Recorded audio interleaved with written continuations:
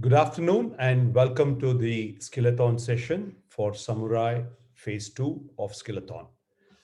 Continuing from where we were yesterday, we introduced you one of the core mindset of a programmer is a problem solving mindset, right? So to do a problem solving, we discuss is a combination of four major things. You must have the requisite mindset that I want to solve the problem. Life is all about solving problems, isn't it? Problems are opportunities in workloads. It's not just the mindset, we need the requisite skills, a process that I introduced to you called the ideal process, and then certain tools are required to make those process more efficient. Today, let's look at skills. We will look at skills a little more in detail today, in detail. Okay, just give me a moment. I will just pause this. Okay, so let's look at it. What are the problem solving skills that we were looking at? Curiosity, creative thinking, critical thinking, decision making, teamwork and collaboration, and time management. We will cover the first three C's between today, tomorrow, and Monday or Tuesday. The last three parts, time permitting in this unit, we will cover it. Otherwise, I'll give you the recorded version of it. So let's start with the three C's of problem solving. And the first C I'm going to talk about it is curiosity and a little bit of creative thinking also today. The moment someone says curiosity, the image that comes into our mind is that bulb, right? You call it as the bulb moment or aha moment. And many a times you see that aha moment are normally very simple, but somehow we are not able to get that moment. So let's look at curiosity. How can one build curiosity and why curiosity is important to solve problem? I would like to start with the quote by Albert Einstein, who said, I have no special talent. I'm only passionately curious.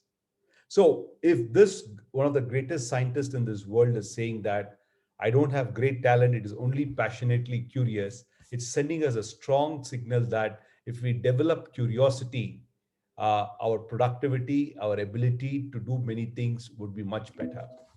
So let's look at what is curiosity is all about. I'm going to give you some 10, 15 broad emphasis on curiosity. You must be able to pick it up from that.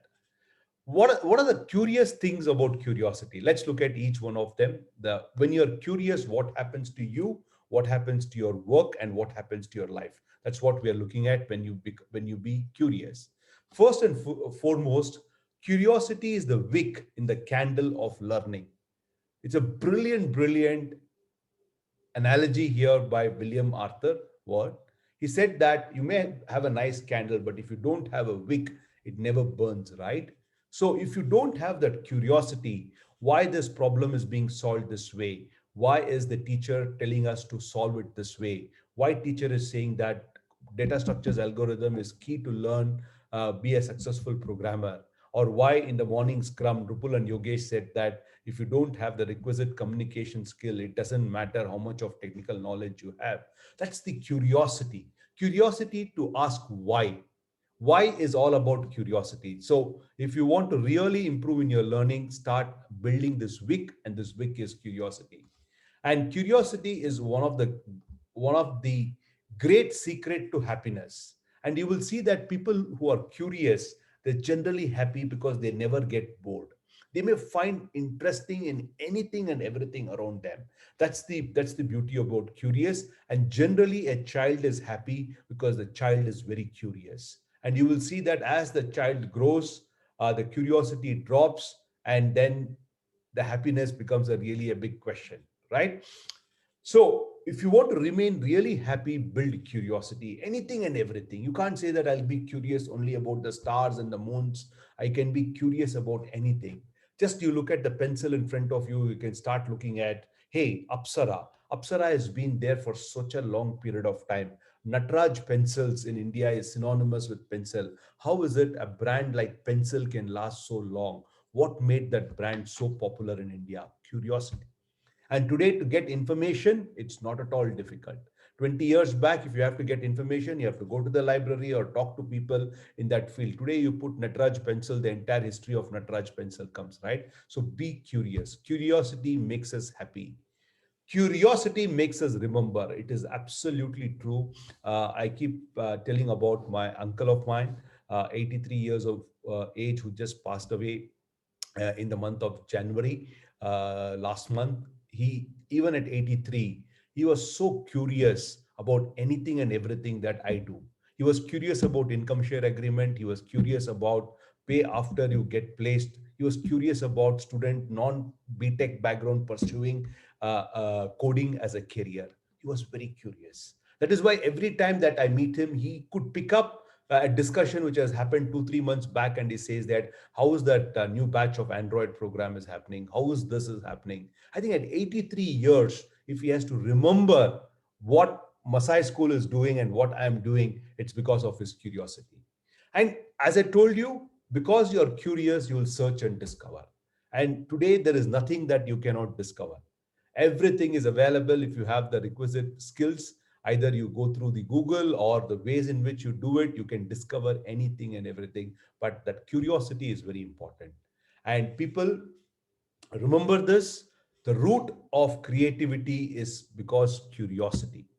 Curiosity is the root of creativity. If you don't build that superficially, if you may show some creativity, but it doesn't stand stronger, it makes you feel ignited, right?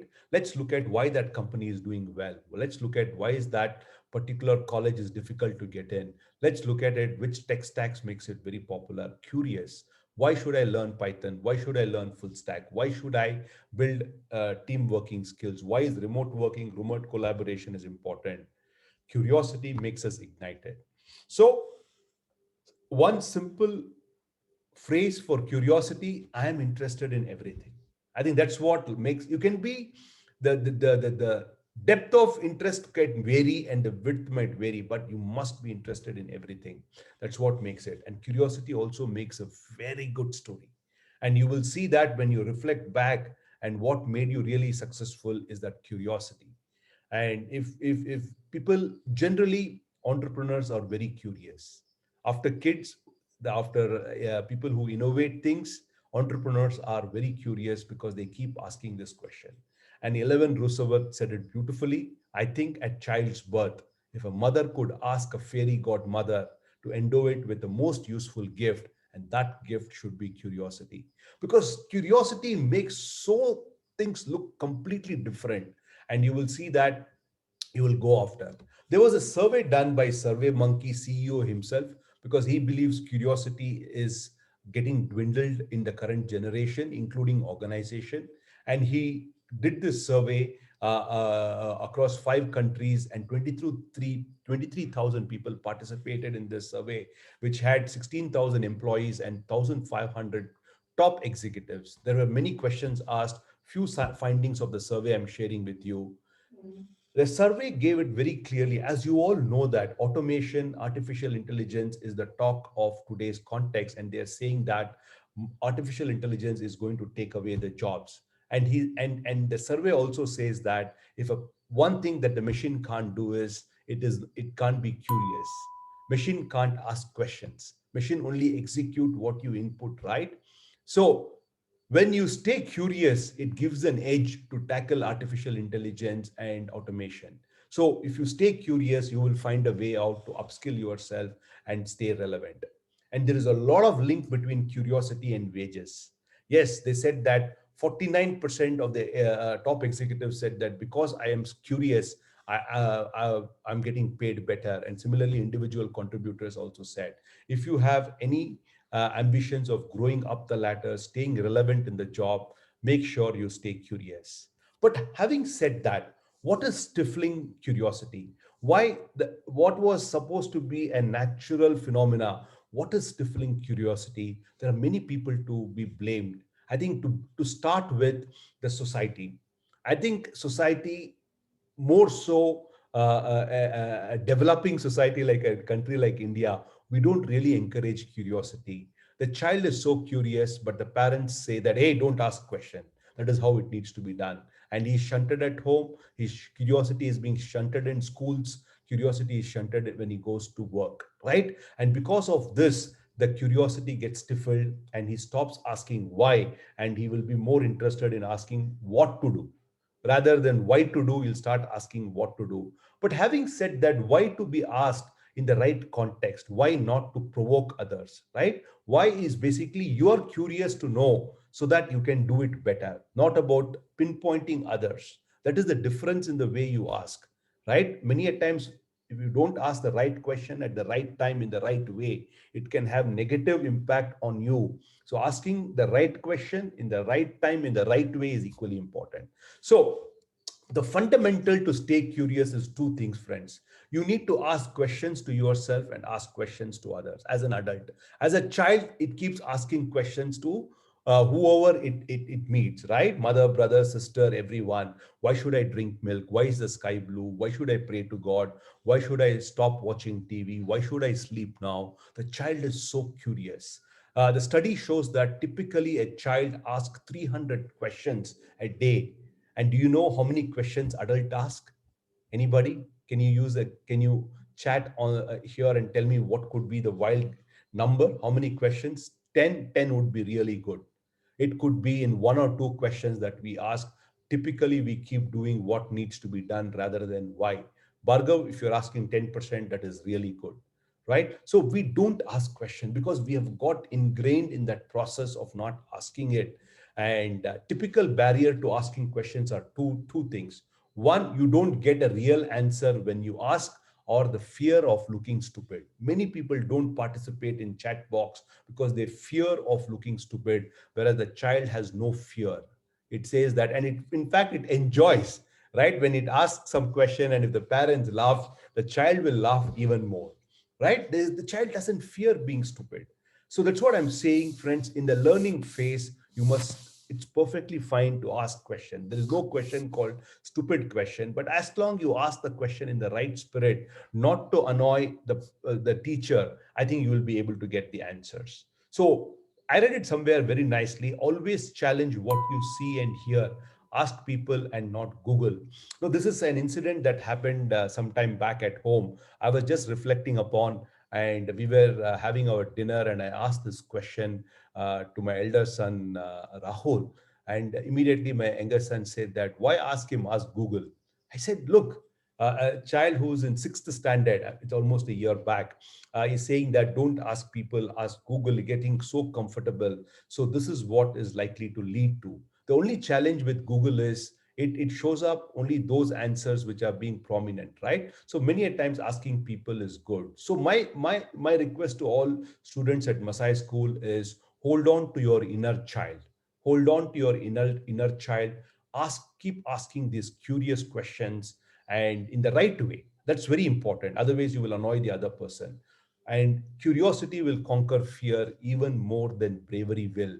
The cure for boredom is curiosity, but there is no cure for curiosity, right? So build this curiosity. I love this image, the way the monkey is looking at through the lenses, right? So all of us should build curiosity. Why does the machine work like this? Why is Masai School asking us to do 996? Why is it that they don't believe in certificates? They believe skills are greater than certificate. Why there is a huge skill gap? Why India is not a skilled country? Keep asking these questions. Don't stop, and don't stop at one question. The ability to ask deeper and deeper and deeper and deeper, it helps you to find out what could be the possible solution is. I will share this article I came across, Mike, 10 ways to stay curious. I'll just share these headlines with you. Always challenge what you see and hear. Focus on what it fascinates you. Try something new every day. This is absolutely true. Many of us are not curious. We tend to go in one route, right? And just imagine that if you had tried in another route, tried in another recipe, tried in another combination of your clothing, tried in another way to build a website, don't fear failure.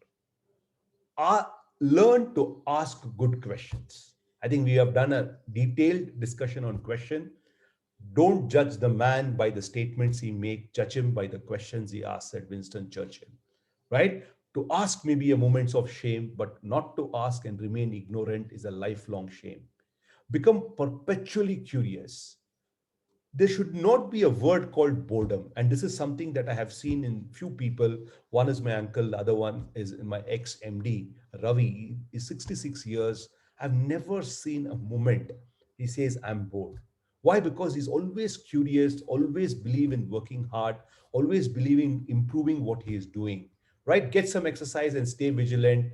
And curiosity, as I told you, it boosts creative thinking, which in turn works with critical thinking to lead to a better problem solving. See that everything is interrelated. That's why I started with curiosity. I will lead you to creative thinking and then critical thinking. Keeps the mind active and nimble and able to notice useful things because they are curious anything and around it, and life makes it very enjoyable for them.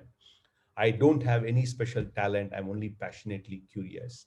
Now, I want to talk about Walter Isaacson. Walter Isaacson is one of the most fascinating writer. What he does is he takes some famous personalities in this world.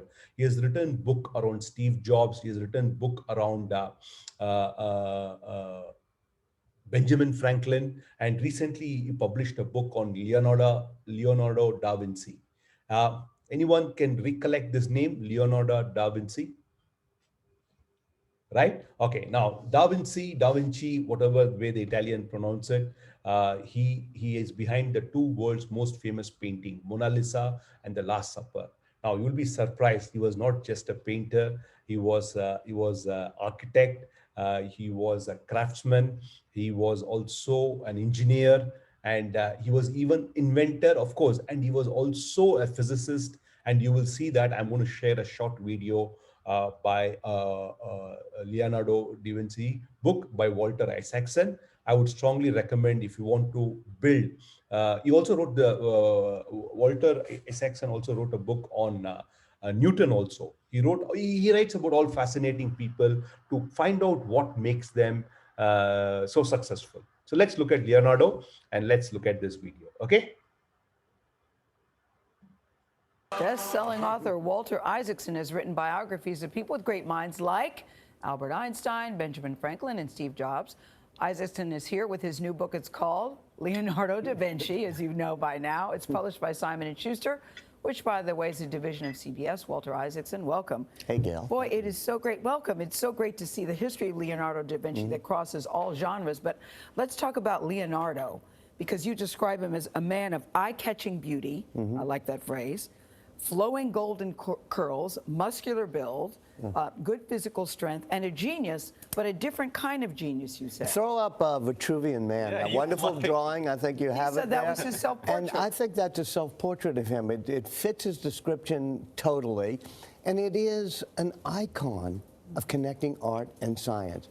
This is a drawing in which he gets every proportion exactly right. He spends 230 measurements to get it right, but he also does something of unnecessary beauty as he's standing there naked in the earth and in the universe, figuring how do we fit in. How is this genius different from other geniuses, though? Well, you know, some people like Mozart say, great genius, but in a particular field.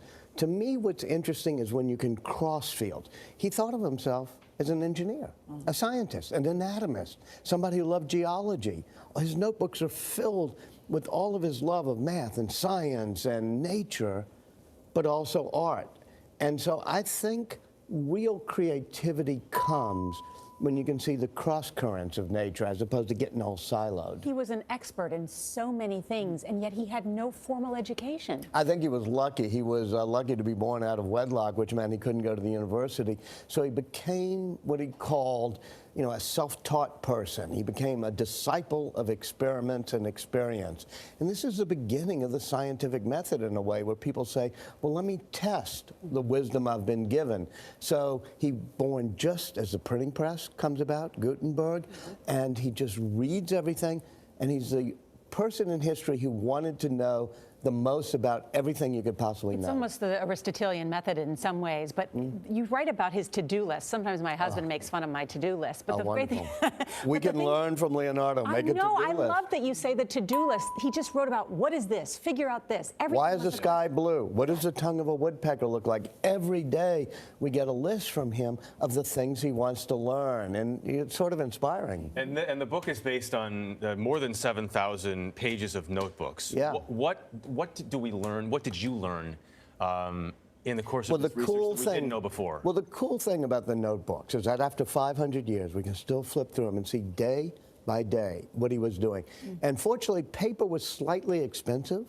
So on any particular page, he's maybe drawing a sketch of the Last Supper, but then he's doing a little math experiment, and then doing mountains, and then doing the swirls and curls.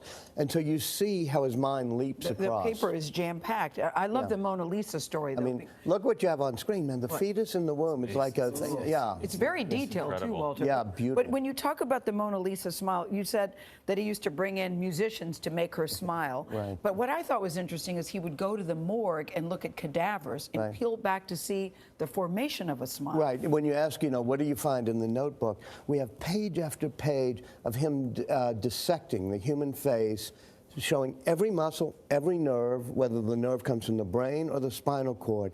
And then, after a few pages of it, the first slight sketch of Mona Lisa's smile. So we see how the science connects to the art, and it's inspiring. Part of it's eerie. Yeah. It is eerie, but he just had this passionate curiosity for curiosity's sake. And so he's doing anatomy dissections, but he realizes that the beauty of the human body is connected to the beauty So of where did that nature. drive come from? It was just innate for him that he just couldn't No, turn it off. I don't think so. I mean, I think there's certain innate geniuses. Einstein is one of them where, whoa, he got some processing power.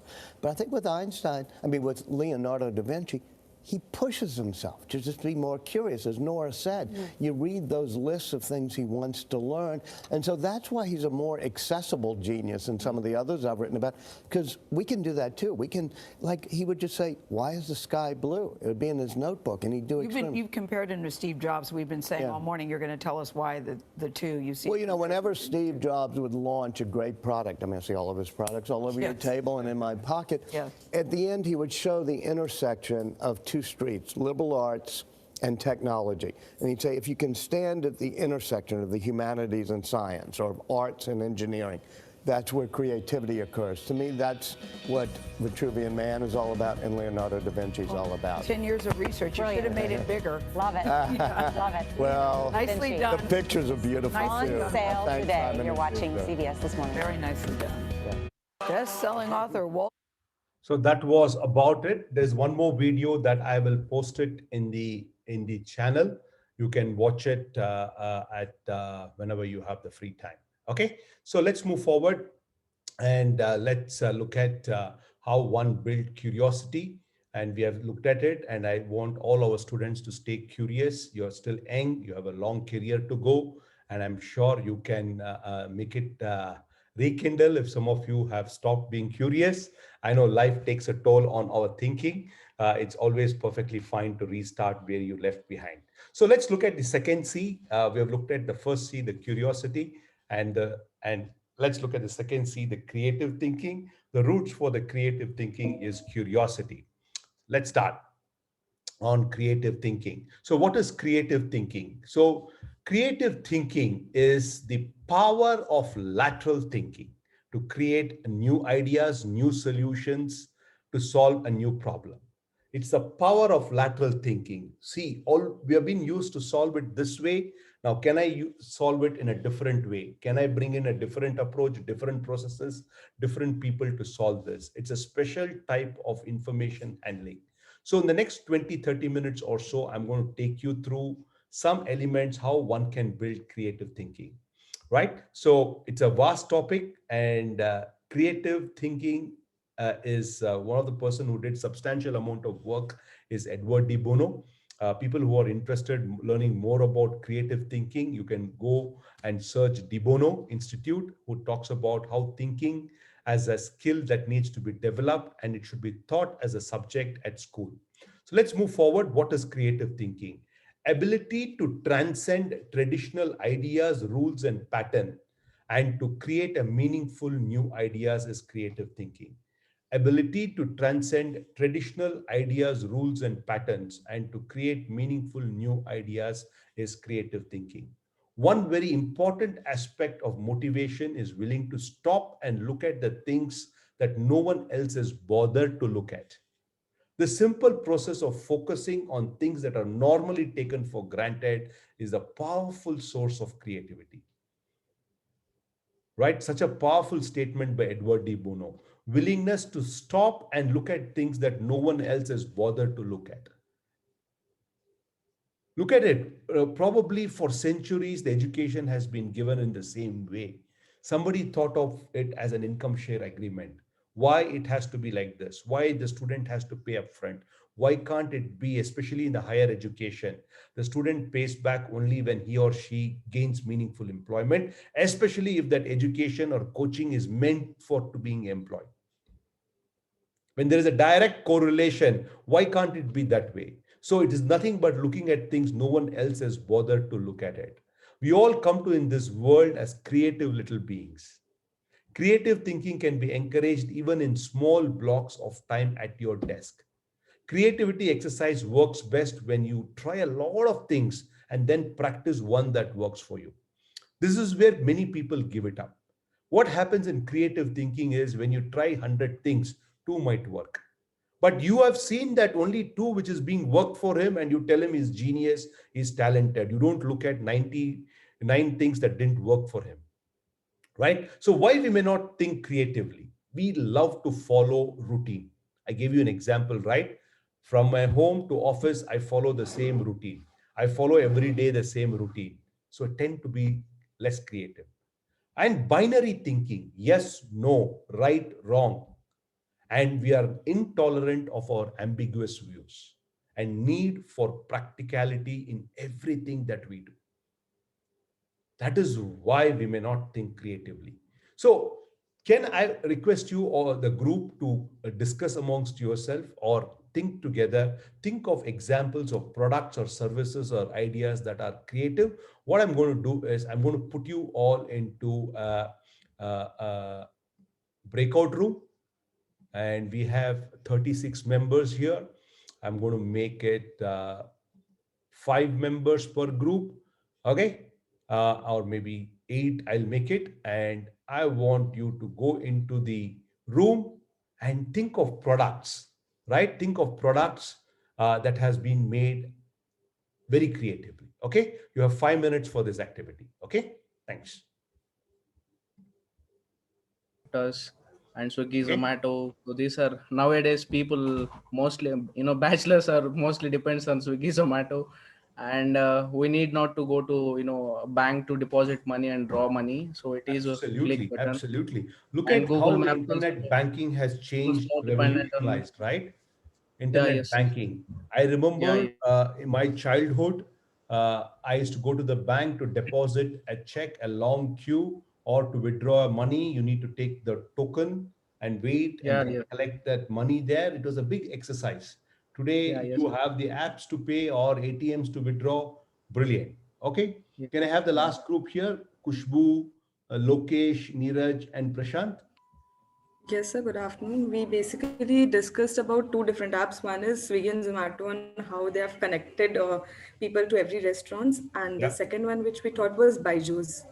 Okay. Yes, Any specific reason why you discussed Byju's? What was the discussion about? getting this whole teaching thing over a app like Okay, the way they have promoted edutech. Okay, good one. yes, sir. So thank you, thank you. One more group is left. Mahi, go. I think I don't have your group list. Can you go over what are the product that Yes, you sir. discussed? So basically, sir, as I worked in Byju's, so we discussed the strategy of Byju's, how a teacher can play a very important role, and how he developed the marketing strategy, and he is now totally acquiring whole India, right? And Oh, you're how talking about Ravindra Byju's strategy. yes, yes, Okay, yes. okay. Yes, he So was basically, teaching sir, basically. he is selling a tablet of 12, 13,000 and a small chip which once can be made, so it can be copied again and again, and he's selling that particular thing in lakhs. So we Absolutely. discussed about that. Okay, Thank you're you. talking about an idea. Yeah. Fantastic. Good. I think all valuable inputs in your own way. So that is how that you be stay curious to find out why these ideas or a product are creative, and that is the way you ask questions and you have a discussion around it. Would I make a statement? Newton was lucky to discover gravity? No way. He would have done thousands of experiments to arrive at this. Was Edison lucky to discover electricity? You know how many failed experiments he had. Galileo was lucky to discover, or Steve Jobs was lucky to invent GUI graphic interface? No way. So even in case of creativity, 99% is hard work and 1% is the inspiration. But the root of the inspiration is curiosity. Because you are curious, you are inspired to find things, you put in hard work and you find a product or idea or a service that solves certain problem. Right? To solve a problem, you need to look at things both critically and creatively. And some of the path-breaking innovation comes because you're able to think creatively. But let's look at a little more in detail and understand more about creativity. I have a nice video. Time permitting, we'll watch it full. Otherwise, we'll watch it a little. It's a 10-minute video. Thank you, ladies and gentlemen. I try today to learn something new. Each day I want to learn something new because I'm very, very old and will be dead soon. So I want to be as well informed as I can possibly be when I die. And listening to the Flemish language today, I realize why it is called Flemish, and that is because it is the best language ever invented anywhere in the world for disposing of phlegm. When I went to Cambridge and joined a club called the Footlights, which produced a show at the end of each year in the local Cambridge professional theatre, you know, sketches and songs and this kind of thing, when I suddenly discovered that I could sit down with a blank sheet of paper and 2 hours later I could have written something that then made people laugh, this was an extraordinary moment for me. And I thought, my goodness, I am creative. So because I had been brought up as a scientist, I got into Cambridge on science, I started observing what was going on when I was creating. And for example, the first thing that I noticed is that if I was trying to write a sketch at night, and I got stuck, or I couldn't think of an ending, or I couldn't see how to continue the sketch, I would go to bed. And when I woke up in the morning and made myself a cup of coffee and went back to my desk and looked at the problem, not only was the solution to this problem immediately apparent to me, but I couldn't even remember what the problem had been the previous night. I couldn't understand why I did not see what the solution was.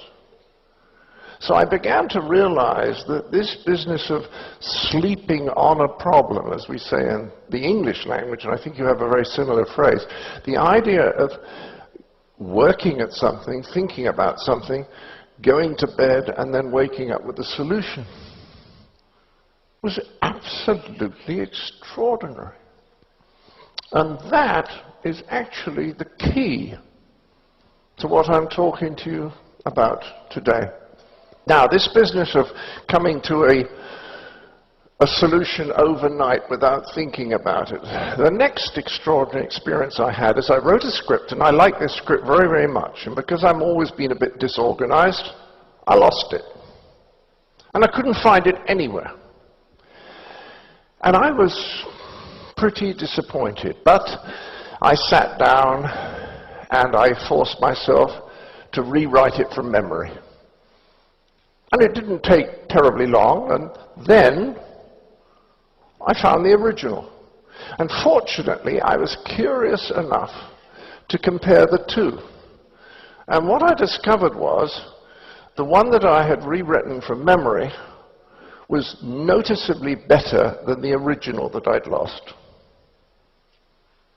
And I realized that the explanation for this was that after I'd finished writing the original, my unconscious part of my mind, my unconscious, must have continued working on it, even though I was not aware that that was what was happening, with the result that when I came to write it out again, it was better. Because why else would it have been better? Particularly as I wrote it out the second time much faster. So I began to see that there was something going on, that there was a part of my mind that was helping me be much more creative. The next thing that I noticed was that the most dangerous thing when I was trying to write anything was to be interrupted. Because the flow of thought that I had was not immediately picked up after the interruption. It took me a very long time. Now, if I was writing something that was relatively straightforward, like a monologue, it was easier to pick it up. What I discovered later on, writing Faulty Towers, where as I was imagining a situation, I was having to carry in my mind the emotional states of all the people taking part in that scene, that I noticed that interruptions were much more destructive. So the key to getting in a creative state is to avoid interruptions. Now, people often say to me, where do you get your ideas from? And I say, I get them from a Mr. Ken Levinshaw, who lives in Swindon. He sends them to me every Monday morning on a postcard. And I say, I once asked Ken where he gets his ideas from, and he gets them from a lady called Mildred Spong, who lives on the Isle of Wight. But he once asked Mildred Spong where she got her ideas from, and she refused to say. So the point is, we don't know. This is terribly important. We don't know where we get our ideas from. What we do know is we do not get them from our laptops. In fact, as I was indicating to you by recounting my earliest experiences, we get our ideas from what I'm going to call for a moment our unconscious, the part of our mind that goes on working, for example, when we're asleep. So what I'm saying is that if you get into the right mood, then your mode of thinking will become much more creative. But if you're racing around all day, ticking things off on lists, looking at your watch, making phone calls, and generally just keeping all the balls in the air, you are not going to have any creative ideas. So now I want to run very quickly over how, in this sort of frenzied world that we all live in, how you can create a mood that will enable you to be more creative. And basically, the way I put it is that you need to create a tortoise enclosure so that your little tortoise mind can, it's a little nervous creature, just look around and then think, yes, it's safe to come out. And to do this, you have to create a kind of oasis in your life in the middle of the stressed, oh, I've got to do this, I've forgotten to do that, I have to be there by 11. In the middle of all of that, you have to create an oasis, a tortoise enclosure where your tortoise mind can come out to play. And there's two things you have to do. You have to create boundaries of space, and you have to create boundaries of time. It's as simple as that. So boundaries of space simply means you create boundaries to avoid the interruptions that I was talking about earlier, which is so disastrous to the creative process. So, if you're a fat cat at the top of an organization, you say to your lovely assistant, please, I am now going to think, do not interrupt me unless the building is burning down for an hour and a quarter.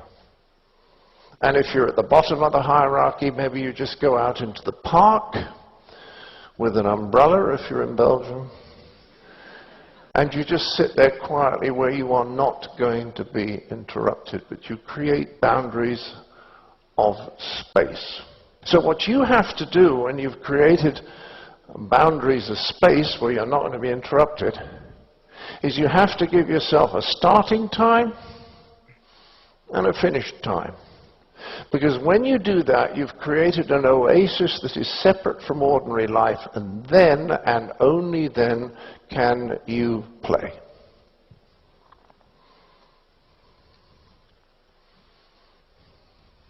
Boundaries of space, boundaries of time. It's as simple as that. To know how good you are at something requires the same skills as it does to be good at that thing. which means if you're absolutely hopeless at something, you lack exactly the skills that you need to know that you're absolutely hopeless at it. And this is a profound discovery. That most people who have absolutely no idea what they're doing have absolutely no idea that they have no idea what they're doing. It explains a great deal of life. It explains particularly Hollywood. But it also explains why so many people in charge of so many organizations have no idea what they're doing. They have a terrible blind spot. And the problem with the teachers may be that the teachers do not realize that they themselves are not very creative, and therefore they may not value creativity even if they can recognize it. If the people in charge are very egotistical, then they want to take credit for everything that happens, and they want to feel that they are in control of everything that happens, and that means consciously or unconsciously they will discourage creativity in other people.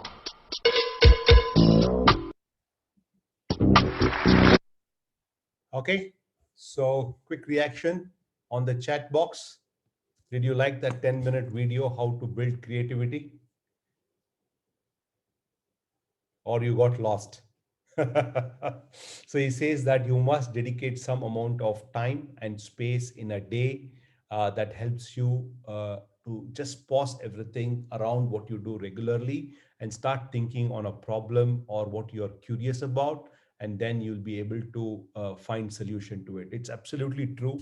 I can openly say this. Our admissions head, Tasneem, she's so busy in daily work, and I told her you need to take at least half an hour to 45 minutes every day and think outside the operations, and only then you'll be able to solve some of the problems that we are currently facing. So it's absolutely true that in our day-to-day life we forget to think in the way we need to solve problem, and then we are only running from pillar to post. uh, Gets uplifted. Absolutely. So creativity in practice, we all come to into this world being little creative little things, can be encouraged even in small blocks of time at your desk. Creative exercises work best when you try a lot of them and then practice one that works for you. So let's start with 6 ways to boost creative thinking. But before that, I want to share some snippets from the guru himself. Creativity is just connecting things, he's saying. When you ask creative people how they did something, they feel a little guilty because they didn't really do, they just connected few things what they saw. That's what Steve Jobs says. Connecting is nothing is original. There is a knowledge and then there is experience. Add to knowledge and then the culture of innovation. Let's look at evolution. Every problem has been solved, can be solved again in a better way. The chair has been in existence maybe for thousands and 2000s and 3000 years, right? It has only changed the material and the shape. If you take, there is a company called Herman Miller, which makes the world's best chair. Each chair starts at 60,000 rupees and it can go up to 10 to 15 lakh rupees a chair. But they have gone into the ergonomics and the science behind seating. So that is the way the evolution keeps happening, right? How it can be done in a better way. And synthesis, two things together become a product. You had the iPod and the phone, and together the Apple came out with iPhone. And look at it, the amount of devices that it has sold iPhone in the last 12, 15 years. Two or more existing ideas are combined together into a third new idea. Sometime it can be a revolution. The best is completely different one. The rockets, you know, that the way it was done as stage wise, and finally the last piece says, he says that why shouldn't the rocket come back, right? Reapplication, you know, the Loctite glue is amazing product, the way in which you're able to use it, right? An ability, an attitude, and a process together makes it creativity. There is never one good solution.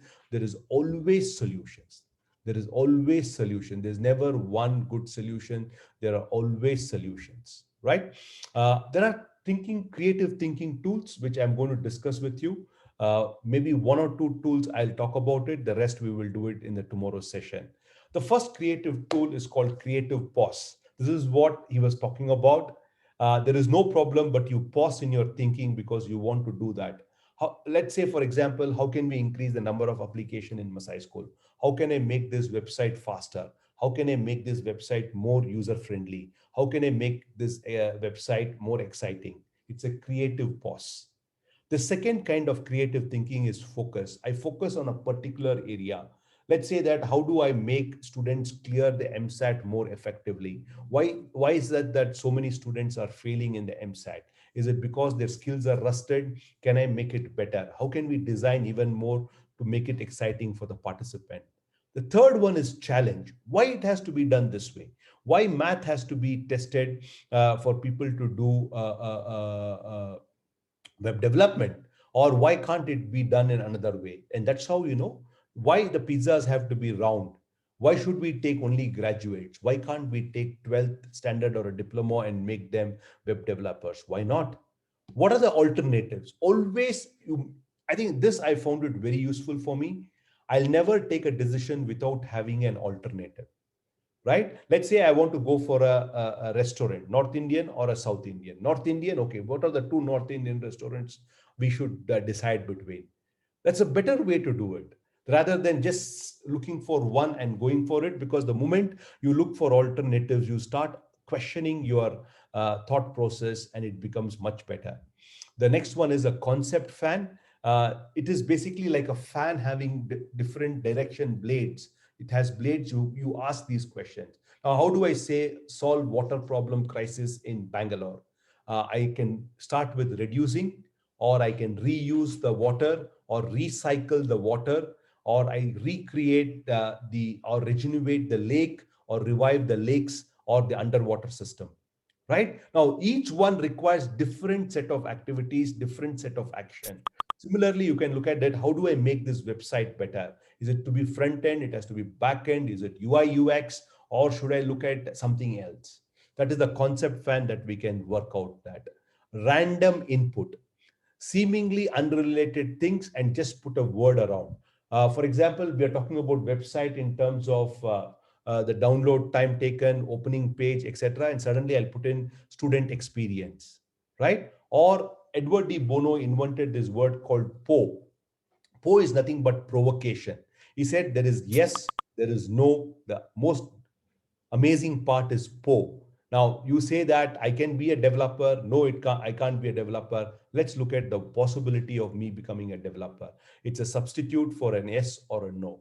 So typically you use a creative pause to reflect, focus to choose a sub-focus, challenge for your traditional thinking, alternatives to find between then and Po is to basically provoke.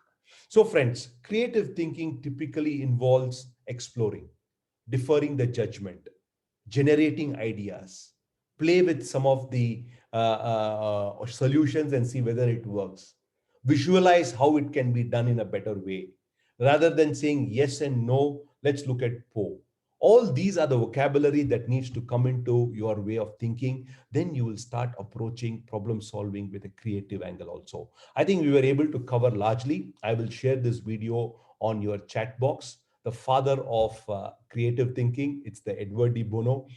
I think he's 90 plus years today. He runs a De Bono Institute, and he has written incredible amount of books, and he's given so many talks that are available. If you're interested in creative thinking, you can watch his talks or read his books. With that, I conclude this session on creative thinking. When we come tomorrow, we will start with critical thinking.